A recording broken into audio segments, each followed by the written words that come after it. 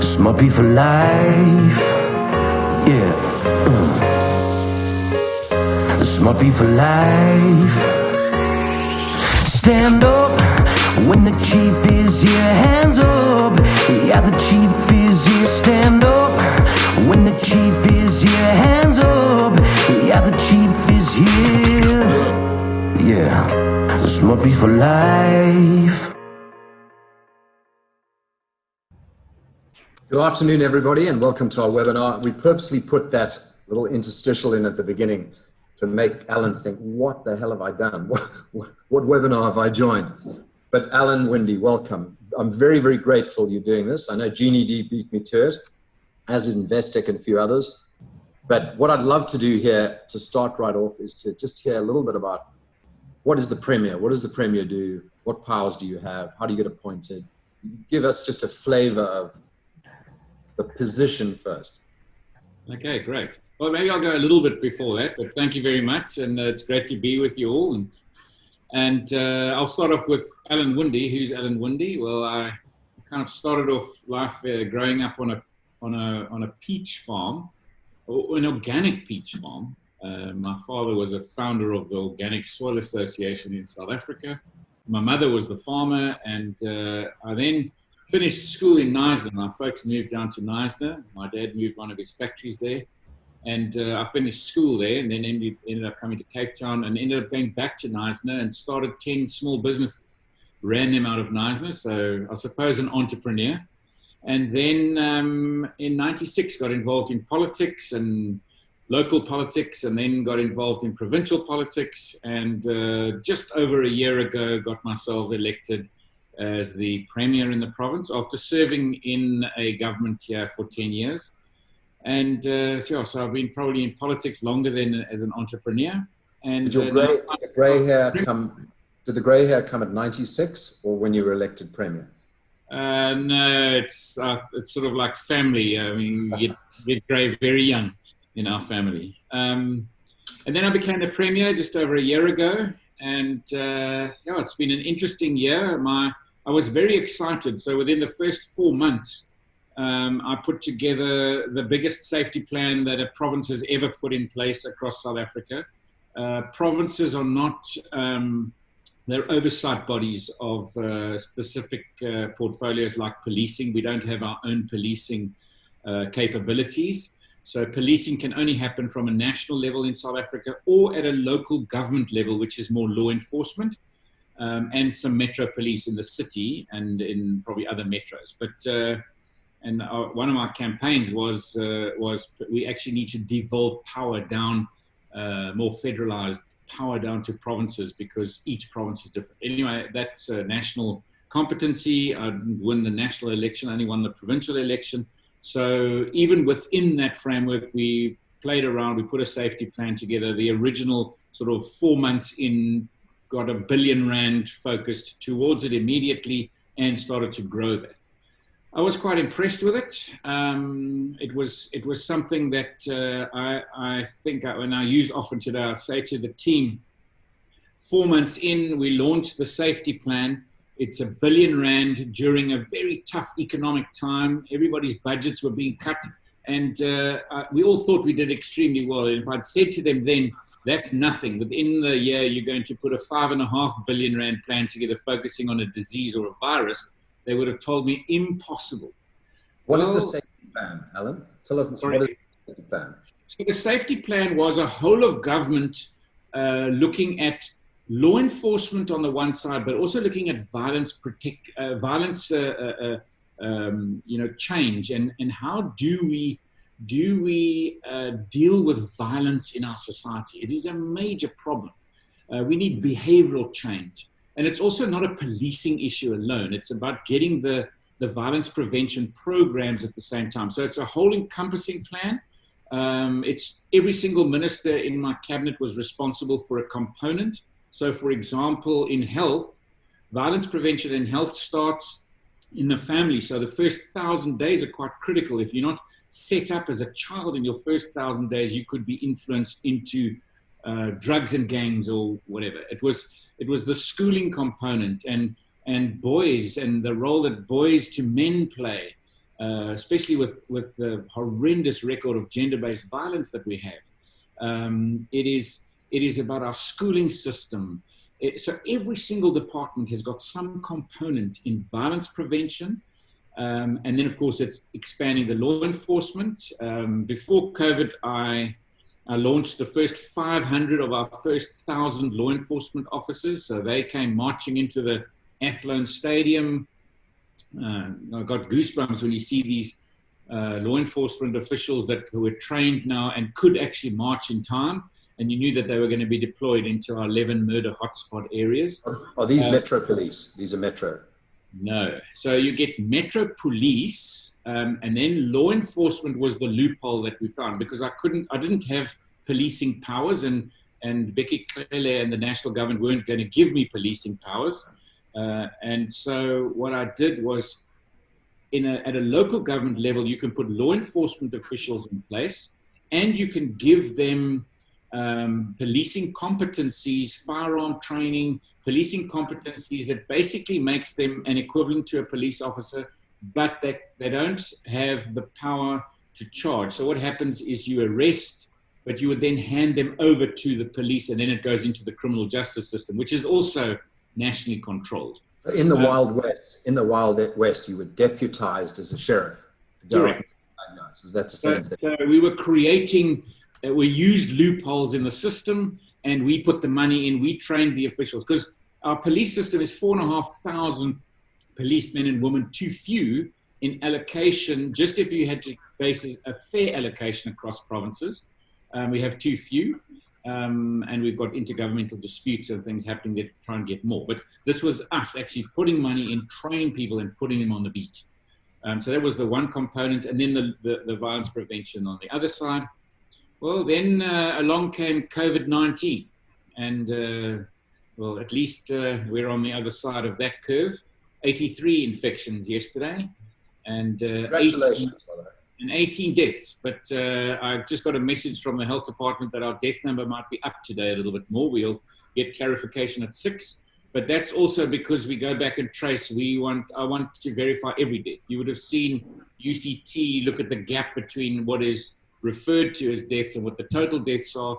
And if there's any discrepancy in the middle, at least in this province, I want to have accuracy, because you can only base decisions on proper data. Anyway. And Alan, the DA and the Premier, what are the roles? How do the roles differ? I think a big problem in South Africa is that we at a national level mix the politics and state too much. I work quite hard on saying there's a separation between party and state. So I come from a political party. We fought an election, and in that election we won, and I was the candidate to become the Premier. That means I've now got the vote to exercise the will of the people based on the policies that have been sort of put out there from my political party. I now need to take those policies, but I don't govern for the DA. I govern for everyone in the Western Cape using the DA policies. And I've got to make sure that we remain a separation. So it doesn't matter who the person is. I represent everybody now because of the majority of the vote. And your team, give us what roles your team.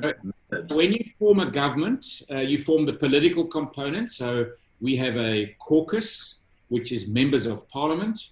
And then out of that caucus, I've got a cabinet. So once I was elected as the Premier, the Premier and the Speaker are elected up front. Once I was elected as the Premier, then out of the caucus, the elected members, I chose 10 individuals who become the cabinet. And then we are the political component of the government. In the Western Cape, we then have departments. We have 13 departments, 10 ministers and the Premier. Then what we do is, and we have 83,500 people who work in the province. The bulk of the staff or the officials in the province are medical and education, so health and education, nurses, teachers, etc. And the rest of the departments are much smaller. And then we have a top management team, which are the administrators. And they are also trying to make sure that politics, I think that's a failure at national level. There's too many political appointments in the administration. I don't expect any of my officials to play politics. I want the politicians to play the politics. They take the political responsibility, and the officials must be government officials. And they exercise mandate, but they do it on behalf of everybody in the province. And would your management team of the Western Province look like the management team of the Orange Free State, KZN, Gauteng? You said you've got 13 ministers, so to speak. I've got 10 ministers. 10 ministers. Because the Constitution dictates what a provincial. So we are a constitutional democracy. We have a national constitution, and in that constitution, it tells you what national government responsibilities, provincial and local. But the Western Cape does have its own constitution. KZN and the Western Cape are the two provinces that produced their constitutions, but KZN never got theirs verified. Ours is verified, ratified, and is in existence. But it is within the Constitution of South Africa. So how does that constitution give us the outliers where it would really differ from the South African Constitution, if at all? It's the real provincial constitution is not that much different. It has some extra layers of oversight, etc. For example, we've just appointed a children's commissioner that doesn't exist in a national regulatory environment. We have a lot of pressure because when we put the constitution together, we also said we needed an environmental commissioner. Now, we haven't put that in place because we argue that the national legislation between 95, 96 and now changed quite vastly from an environmental point of view. And we've got quite a few checks and balances in place, and then it would just be extra cost. But we're busy having that discussion at the moment. And then really as a province, and that's where the fight starts to come in as to what we should have more competency in. But the major focus of a provincial government is health and education. That's where the most of our budget goes. And then I suppose a bit more the social net, and then we have a lot of influence in the economic space, and we play, I think, a very different game in the economic space, but we don't have major budgets there. But yeah, we try to and when you say, and my last question on this, when you say in the economic space, give me an example. So for example, when you set up how you want to deal with the economy, what kind of entities do you have? So we've got an entity called Westgrow. How does Westgrow operate? We built it in partnership with the city and the province. But when I came into government 10 years ago, I was the Minister of Finance and Economic Development. So this was what I was responsible for. And what I did was I actually narrowed down the number of state-owned enterprises. We had an entity called Westgrow. We had an entity called Cape Town Routes Unlimited that did tourism. Westgrow just did marketing and business promotion. So what I did is I said, hang on a second, let's actually amalgamate these two. We don't need two boards and these. We actually need, because what's the difference between tourism, trade, and investment? They're all interlinked in our economic environment. I then also at that stage joined up and I changed to economic opportunities rather than economic development and tourism. And I brought agriculture and economic development together because both of those components belong together and they shouldn't be separated because it's about the ecosystem of our economy, which is finance, agriculture and agri-processing. And Alan, I must say, Tim Harris and Yao Pepper, they fly the flag. They do an amazing job. So I think you should promote them immediately. And they're also great friends. Alan, I want to talk to you about the Western Province produces, 14-15% of the national revenues. Let's call them revenues. All that money goes straight up to Pretoria and you only get 9-10% back. In billions, it's an enormous amount of money. So, so the Western Province is delivering way more than it receives. How is that imbalance created and can anything be done about it? Okay, so that is a constant fight at a national level.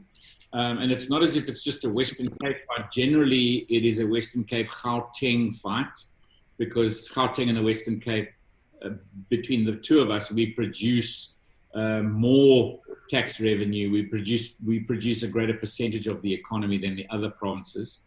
But of course, also remember that in the division of revenue, it also looks at social imbalances. So, for example, if one province has mud schools, and I mean, in our province, we've got, we don't have mud schools. We've got proper school buildings. So that would also start to create those differentials. And so, yeah, I mean, as a South African, you agree that we've got to try to cross-subsidize and help other provinces. Our big fight is not necessary, and even when I was the Minister of Finance for the province, that component of the division of revenue wasn't my biggest fight. My biggest fight was specifically health and education, where that also gets a per capita allocation per learner. But in our province, we don't only have the Western Cape learners, we also offer services in healthcare as well as in education to many people from other provinces who perhaps are leaving the failed education system and coming to this system. And I'm happy to accept people from anywhere around the world. I like risk takers coming to our province because risk takers are how you build economies. But then the revenue must accompany it. So it doesn't help when you've got empty schools in the Eastern Cape being funded, fully funded, and those students are sitting in the Western Cape not funded. And we have to then sort of divide up even more. And that's the real fight. And it's a constant fight. Generally, I get support from KZN and Gauteng and the Western Cape together, but we don't always get it down to the exact rand for rand. It generally happens, the revenue changes 2 or 3 years later, which is way too far beyond, and it costs us dearly. So Alan, the elephant in the room, certainly on this webinar, is independence for the Western Cape, which many of my friends up country say is a racist issue. I still haven't got my head around that one. But anyway, putting that aside, having spoken to a number of people, Jack Miller, Joe Buerta, and others, it does seem that it is possible, referendums can lead to secession or independence. And South Africa as a country has supported, South Sudan becoming a separate country and has been behind those matters worldwide. It's a global issue. Putting aside whether the Cape could function as an independent country, which I'm sure it could, particularly if you were the Premier,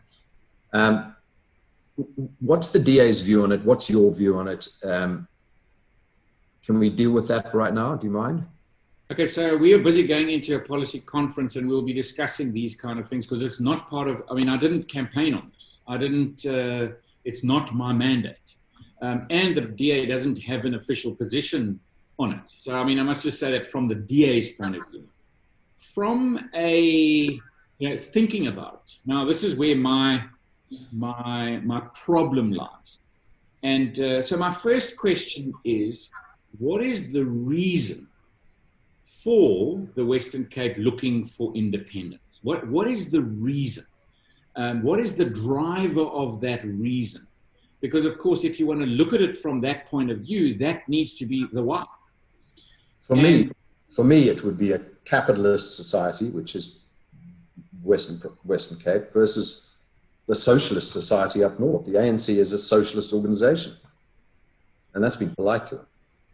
So I generally ask the question is, do you want to secede from South Africa or do you want to secede from the ANC? And that is a critical question. Because if you want to secede from the ANC, then I can't see a constitutional court in South Africa going for that, or internationally, because they're going to say you can't sort out a political problem through secession. Because you're a new democracy. You've got the vote. And if you don't like the way the vote goes, you can't then say, well, because I don't like the way the vote goes, I now need to secede. Because at what stage do we then say, well, if a town doesn't go the right way, then those citizens want to, have independent minds. Where does that, and what court in the world would back you on it? And I think that is a critical question. Then once you've answered that question, then you need to answer the following questions that follow it. I mean, and I note the referendum question because it is stated in our constitution. But in having a look at it, because of course this is a debate going on, in actual fact, when my predecessor was the premier, they started putting together some applications to the presidency at that stage on the fulfillment of that section of the Constitution on what does it mean legally and how do you go about the processes of a referendum. And of course, we don't have that in place yet. The presidency has to actually, or was supposed to, right in the beginning of our Constitution, actually put together the regulatory environment of a referendum.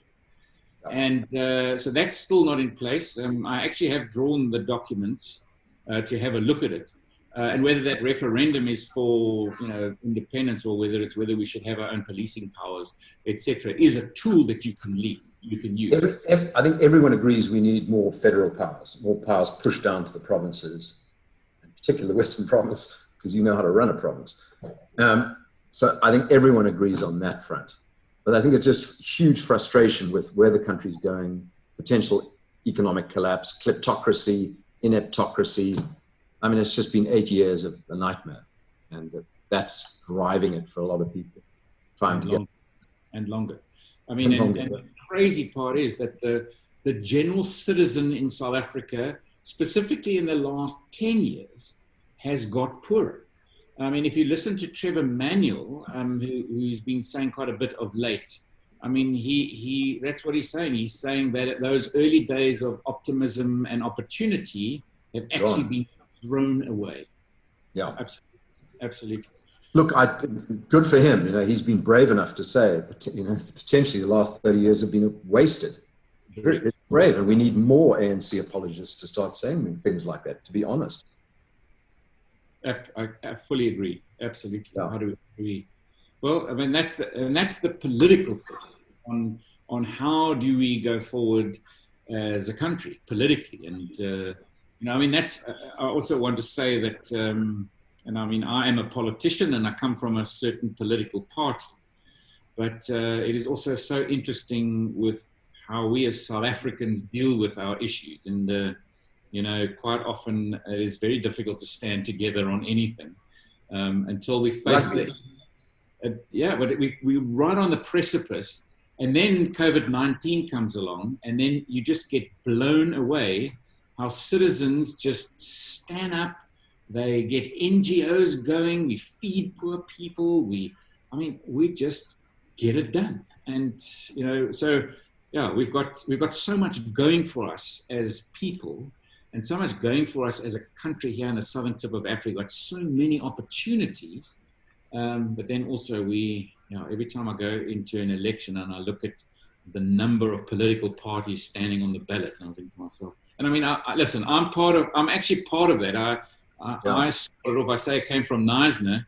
My first 2 years in politics was as an independent in the South Cape District Council.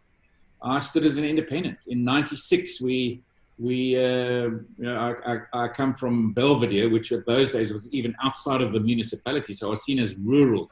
And I stood as an independent, but I couldn't get anything right. And I even had the swing vote.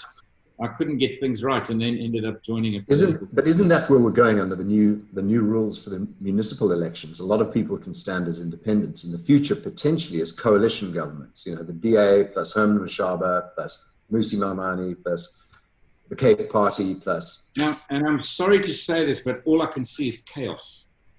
All I can see is a majority of various small independent parties trying to get a budget together in a municipality and agreeing what's going to be, where the money's going to be spent. At the moment, and this is one of the big problems, if you have a look at the audit and governance reports of our municipalities in this province, and I'm not saying that every municipality is perfect, they're far from it, but generally you will see the worst performing are the coalition governments. What happens. And so, I mean, it is your natural instinct to say, but hang on a second, let's get rid of the politics.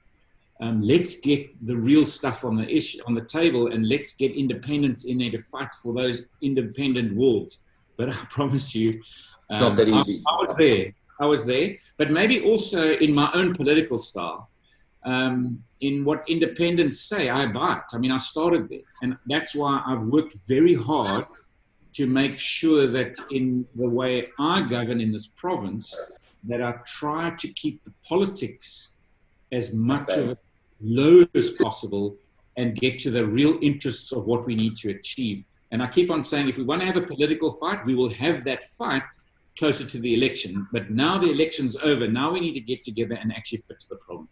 And Mike Ratcliffe's comments down here is the separation between party and state is key in the Western Cape. So well done on that. Vusi Tembakwaya, who's my new best friend and a superhero from up north, asks the question, how do you plan to deal with the issue of inequality and poverty in the province? So, I mean, quite frankly, COVID-19 has taken our Gini coefficient and actually made it way worse. I mean, the numbers so far in South Africa are the 3 million people that have already lost their job come from the lowest 10% quintile. Of the 3 million, 55% are from that lowest 10% quintile of jobs. We can already see it in the tourism sector, and you know who they are. They are, waitrons. They're people who, these are people who are the poorer people in our system. Yeah. In the informal sector, nearly 30,000 jobs are lost already. 41,000 jobs lost in the construction sector. Who are they? They're people who live from hand to mouth. So the Gini coefficient is getting worse. Okay, so that being said, that's the environment we find ourselves in. I went in 2 weeks ago into a cabinet planning session on post-COVID, our recovery plan. And this is not really, publicly publicized to any great extent as yet. But we said our learnings from the safety plan and then doing COVID-19 as a whole of government, we enabled innovation that's never happened before. I mean, who would have ever thought that in the government, we would have had a government partnership between a taxi union and the Department of Transport in this province using an app system, getting nurses to hospitals and clinics and home again. They book it like an Uber. I mean, that happened. Wireless hospitals, delivery to 28,000 people in poor communities are getting their chronic meds delivered to their homes now because it reduces risk of COVID-19. This is innovation that you would never have got wrong if it wasn't for a really focused approach in management. So I've said, how do we take the same focus and what are we going to focus on? But also remember, I don't want to focus on 100 things. I want to focus on 3 things. And basically what's come out of that process is that safety and the safety plan must continue. And I mean, that was my election promise. That continues. So that's one. Of course, my passion and what we all know is we've got to recover the economy. So it's safety in the economy, a safer environment and job opportunities. And then we said, and what's number 3? And what was coming at us is that hunger, starvation, food security is the big thing that's going to be nailing everybody going forward.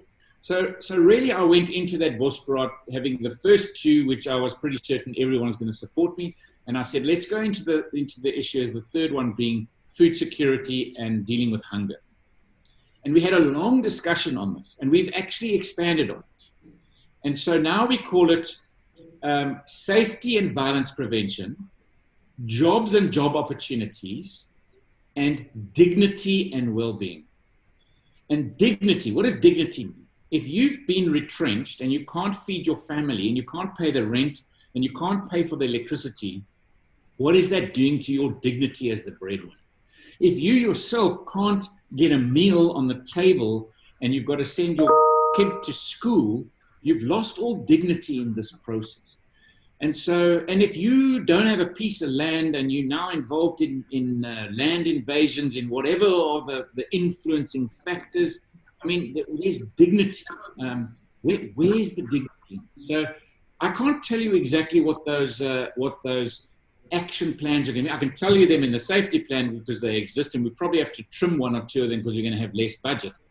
But what are the nuts and bolts in the jobs plan? I mean, I can tell you what I think, but we will be determining those on the 1st and 2nd of next month.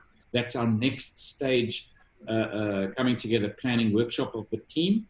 And our teams are out busy working on it at the moment, engaging, busy consulting. And so, in the economic space, what will it be? Will it be cutting red tape? It'll be promoting and getting business confidence back. What are you going to do about getting that right? How do we influence incentivized investment, et cetera, et cetera? Those will start being put on the bone. But those are the 3 focus areas. And, so it's jobs on the one side. Nothing helps poverty better than a job. And of course, but what is the social net? What is that safety net? If we've got such high levels of poverty and unemployment, you can't ignore it while you're trying to get the economy going. You've got to get the 2 going. Vusi's second question was access to opportunities continue to follow a racial slant. How do you plan to equalize that imbalance? Yeah, absolutely. And so where are those opportunities, and what is that inclusive opportunity? What does that inclusive economy look like? As a government, I mean, our focus and what we have been doing since I was, the MEC in that position, it was how do we create jobs and who do we focus on? I must say that when I came in, I focused on an area that was different to what was in the space already. What I came into was very, very much of the very baseline. I came in one level higher and said, I'm looking for that individual who's got an electrician qualification and he's got a job, but he's got a potential of employing 2 or 3 more people. How do I help him? Because the big guys are going to expand. And to really get the first guy onto the rung of the ladder, that's not so easy. But the guy that's got his foot on the ladder, how do I get him to go another rung up? And that's been our focus. I mean, that's why I think we had the lowest unemployment rates. We set our targets in the previous regime with Kulisa saying, what we want to do is we want to focus on areas. We set targets. I want 100,000 jobs in the tourism sector. I want 100,000 jobs in the agri-processing. In the oil and gas sector, I want 80,000 jobs. So we really set ourselves targets, and then how do you go about filling them? And then maybe my last point is in skills and in enabling people. And that is a critical area we've got to focus on. I've just come out of a meeting with the Bavarian government, who's one of our provincial state partners. The dual system, which we lost as a country, really getting the apprentices. Apprentices, and the focus is from early on in age so that we actually split the education system. You partner with business instead of seeing this chasm between business and skills. And I mean, we're influencing it at a national level as well. And we've had what we call the game changer with when Helen was the premier, where we focused on those skills and how do we embed that into the norm in splitting our schools. And we're busy setting more and more targets of how we get more of that in place, which really enables people to be either entrepreneurial or to get jobs from an earlier age. Alan, can you comment on the wine industry, tourism and hospitality? And then my wife keeps asking me to ask you when international flights are going to be allowed. And I said, I'm not sure that's in Alan's bailiwick, but anyway. Okay, so hospitality, I mean, I'm really happy now that we've allowed the hospitality industry in South Africa to open a lot more. And it links to the question on international and allowing international flights. Well, the meeting that I've just come from, next week you will have 2 flights a week from Lufthansa flights a week out of Germany coming to Cape Town. But of course, those are still repatriation flights. Yeah. These are not commercial flights for tourists or business people. But it's, in my opinion, I think it's weeks away. I haven't started fighting for it yet because I've said to the tourism industry, you must prove that you're not creating a spreading of the virus environment. And that's our big risk now. Are we going to get a second wave in the country? Every country in Europe just about has had a second wave. Some of them very small and some of them bigger than the first. I don't know. We're all different. But if we can manage and say that if you come here, your chances of getting the COVID-19 virus are minimal. So, for example, a lot of people ask about schools. I always like basing things on data. In our schools, we've had our schools open, first in South Africa. We've had more schools open in South Africa than in any other province. And we're now back to full schools, although on new normal. It's not every kid in the class all the time. All the learners are split into different stages, etc. But the infection rate in our schools is 0.0009%. 3 zeros after the point. That's the infection rate in schools. The risk is not COVID-19 in our schools. The risk is you missed your inoculations for measles. That's the risk. The stuff that didn't happen while we were in lockdown.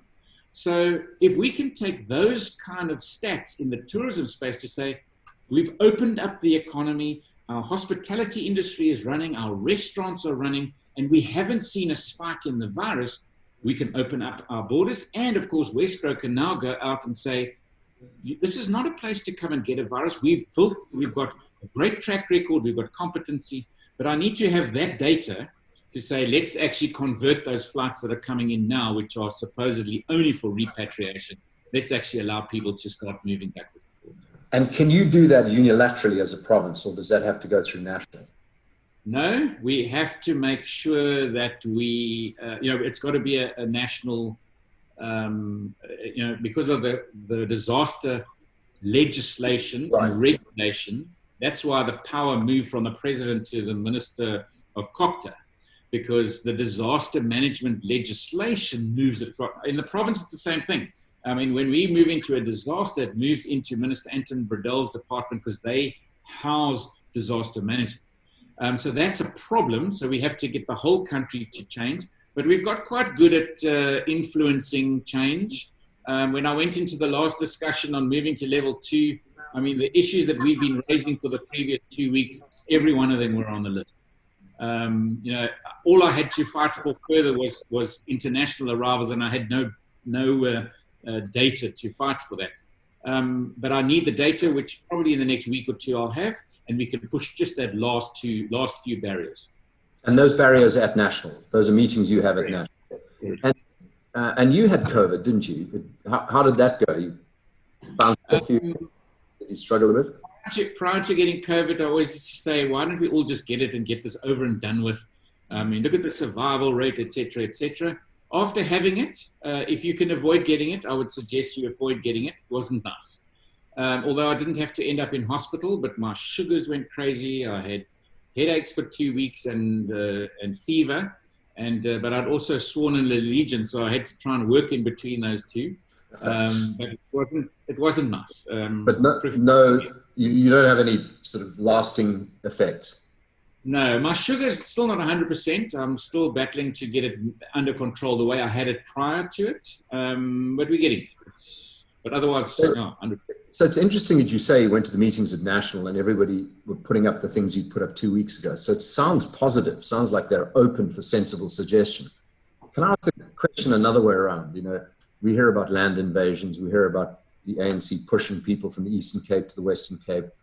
It must drive them mad to be attacked worldwide and in South Africa on kleptocracy and aptocracy, destroying every state-owned enterprise, destroying the legacy of Madiba. They must be sick looking in the mirror. And then on the other hand, they hear the Western Cape is the only decently run province. Must drive them bananas, So they're all at fault, so they're trying to pass the blame somewhere else. How much of what is it? Do they have a dirty tricks department that's trying to put the Western province in a bad light?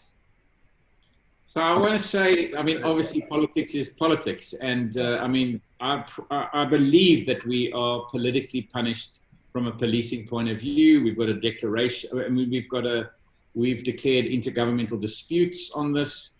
For example, the unrest at the moment, in the month of July, the province with the most unrest in South Africa was the Western Cape. The second most unrest was in KZN and the third most in Gauteng. The province with the least public order police deployment is the Western Cape. Now, that doesn't make any business sense whatsoever. The highest murder rates are in our 11 hotspot murder areas, which are on the Cape Flats in Cape Town of the province. That is South Africa's murder hotspots. but we have 4,500 too few police officers. We should have many, many more. And these are the kind of political fights, and that's where I think, it's the political dirty tricks. And it also depends. I mean, there's certain ministers that I work very well with, certain ones that you've got to fight. And I suppose that's also the nature of politics. And that's what I do. That's what it is. Alan, Mike, just say on a last point that I was in this meeting with the Bavarians, and I had 3 missed phone calls from Minister Nkosazana Dlamini-Zuma. I called her back because I'd written her a letter around the regulations and the legality of what they were saying in the regulations, which was actually causing loopholes with regards to land invasions. And so normally when I want to speak to her about the banning of our wine farms, she didn't want to speak to me, but now she wants to speak to me because of my legal letter. And we've agreed our legal teams will meet now and see if we can tweak that legislation. So, you win some and you lose some. So Mike Ratcliffe, who's clearly not drinking enough wine because he's very focused, you can tell. It's a lot of questions asked. He's Mr. Villafonte, as you know. Yesterday's South African Human Rights Commission versus City of Cape Town ruling in the High Court is very worrying. How do you want to comment on that, and how will it affect investment? Okay, so it's extremely worrying. I mean, I think the city's already notified that they will be appealing it. Do you want to tell everyone what it is, just if you can brief? Yes. Okay. Sorry. So, of course, at the moment, during lockdown regulations, land invasions, evictions are illegal. And I support that. I mean, I just said that to Minister Dlamini-Zuma, that, if someone is in an apartment, they've just lost their job because their business is now closed, and a landlord's going to evict them. I mean, it can't happen. We've got to find ways to deal with it. And I support on that. I think that's fine. But illegal land invasions, which we've seen a huge increase during lockdown, and I've got no doubt that they are politically motivated on the one side, and that they are also thuggery and gangster related on the other side, because many innocents are being charged 1,000 rand and being sold a plot, but they're selling the plot that belongs to the city that are just about to build a house for someone else who actually should be getting that. To give you an indication of the magnitude is the defoliation or the demolition of unoccupied structures last year. On average, I think last year was 15,000 that the city removed. They are on 57,000 already so far this year. 15,000 to 57,000. I mean, it is absolutely orchestrated. Now, the problem is, and I mean, Dlamini-Zuma supports me on that as well. She said illegal land occupation is illegal land occupation. But I said her piece of regulation actually put some question into the decisiveness of government. And then, of course, this court case and the finding of the court case, which for me is, it has to be challenged. So I know the city's already indicated, it looks like we as a province will also join them on that challenge. Our legal teams met today, and I will have a briefing from them tomorrow morning, because and maybe I'll just add to another part of it. The mayor was in Khayelitsha today, and I met with him straight after he came back. And he said to me, the general population in Khayelitsha are saying, please, we are totally against this illegal land invasion, because the rightful candidate for that next development is now being pushed to the back of the queue, and the illegality is getting the front and center. And quite frankly, this court case, I think the ruling really is wrong, and it has to be challenged. I mean, this comes up last, but Audrey Ranga says, sorry to be cynical, but regardless of how you perform in the Western Cape, and by the way, you're performing incredibly well, Alan, and the DA, I want to say, first and foremost, well done. You got my vote, 100%. So congratulations. But, the DA is perceived to be a white party, and therefore unlikely to make blah, blah, blah real traction in the rest of South Africa. I mean, I know the ANC's propaganda is that the DA is a white party, because they can't say the DA is corrupt. It isn't. They can't say the DA is inefficient, bad at managing. It isn't. It's very good at managing. So What else can they do? Throw the racial charge. It is propaganda by the ANC, but we obviously have to do something if we can. Any thoughts there? So, of course, I mean, I belong to a political party. I made a choice, after I was independent and couldn't go anywhere, I then made a choice as to whether I wanted to remain in politics or not. I never in my wildest dreams ever thought I would be here. But I must say that I enjoy what I do. I said I had 10 companies before I got into politics. They never lasted for very long because once they were up and running, the challenge of getting something going was lost, and I don't look for the next one. In politics, the next day there's another challenge. Every single day you've got one. And that's why I made my choice. And obviously political parties have got to convince voters. And that's what we've got to do. And sometimes political parties grow and sometimes they don't. I think our big challenge in South Africa is, number one, we've got to try and get more people to get involved in voting. More people don't vote that can than vote. So in actual fact, the stayaways would run this country.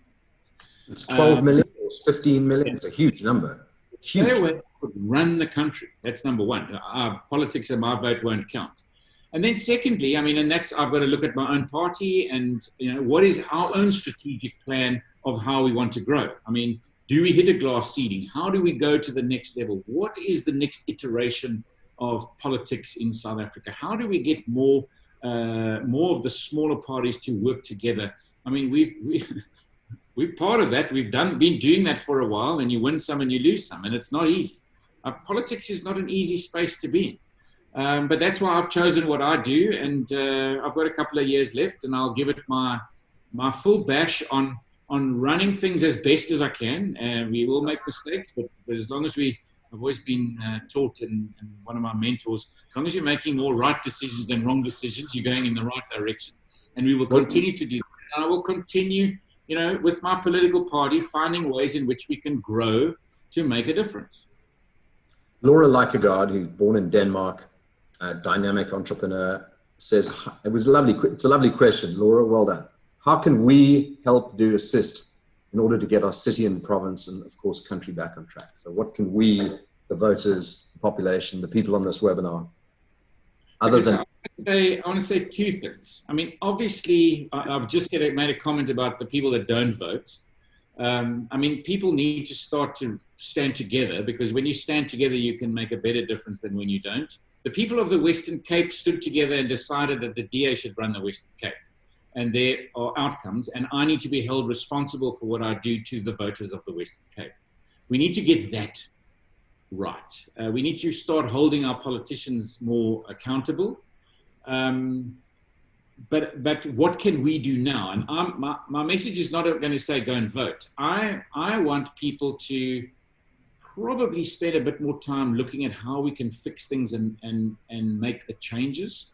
I'm not going anywhere. I'm doing what I do because I need my kids to be able to say if they choose, they must actually want to choose to stay in South Africa. So many people love South Africa, but they end up choosing somewhere else. And the way to get it right is that we all start doing our little bit, and it can be anything. What really showed me during this pandemic was how people started supporting each other. The haves were supporting the have-nots. The question that came through about, our divided past and how are we going to build that social cohesion. I saw social cohesion happening every single day. People from Sea Point were helping people in Gugulet. They were fighting together on that front line, putting soup in bowls for people, making masks, doing things. I want people to carry on with that same energy, but now it's about how do we make sure we get our economy back, our confidence back. Let's get our kids educated. Let's stop the blooming drugs and the crime. Let's do the right thing. Let's get some values into our system. We can all keep the love going. I love that. Laura, I hope you heard that loud and clear. It's a great comment. So Alan, as wrapping up, I just want to ask a few personal questions. You probably got 3 or 4 books piled up next to your bed, and you're reading them all at the same time. What are you reading? What are you reading? I'm at my desk at the moment, This one arrived today, The Entrepreneurial State. I've just finished Bruce Whitfield's The Upside of Down. I've got another one that I was sent. I didn't buy this one that I was sent. Why We Should Emulate Asia. So I haven't started this one yet, but yeah. So I've got a couple of books here, and of late it's not as easy to find the time because the one thing about the new way of doing business is that webinars turn into the next meeting, which is just a quick dial-in because someone wants to prepare for tomorrow, and then we're going to have another meeting and a strategy session. It's wild. It's like, I can't believe that government officials are on Teams meetings at 11 o'clock at night on a Sunday. But that's what's been happening in the last while. It has been mind-blowing how that team has come together, and it's great. And Alan, next quick question. If you had to publicly sing or dance, which would it be? Neither. No, you have to choose one. Well, then it has to be dance, because in my family, my son is a musician and a singer and an artist and a sound engineer, but I'm not allowed to even sing in the shower. So I think that puts it into perspective. So it would be dance. My wife can dance, but she can't sing. I just think I'm a great singer, but no one seems to appreciate it. And then the final question is, sorry, there was a question from your wife on when international. Right. I mean, I'm going to try and get it as soon as possible. Some are happening, but my guesstimate is 3 weeks.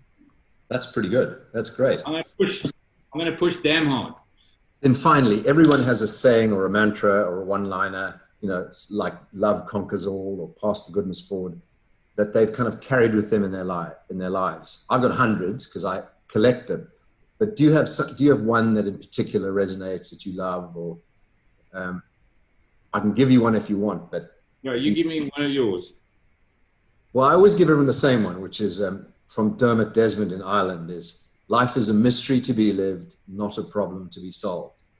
But he also says that the great destroyers of a happy life are the 2 E's: ego and envy. Ego, you're not comfortable in your own skin, and envy, you want what other people have. And once you kill those 2 demons, ego and envy, the future is yours. Alan? Yes, I don't actually have that mantra, but I can tell you that the ego one is great with me, because I'd rather sit at the back of the room and listen to the team, and then once everybody's gone, then I'll lead the thing forward. It's not about, I like to give other people that space. I've got past the ego thing, and so I'm not going to get you to answer this question, but you reminded me of a great one as we wrap up. It's, would you rather be the best player on the losing team or the worst player on the winning team? But you don't have to answer that. I'll say it. Alan, I cannot thank you enough, and congratulations. You really are scoring runs. You're out there in the front line, and please keep the flag flying. We're all very proud of you. Well done. Thank you. I will answer your question. I like building winning teams. Okay, fair enough. Alan, see you soon. Keep up the good work, and thank you. Thank you very much. Bye-bye.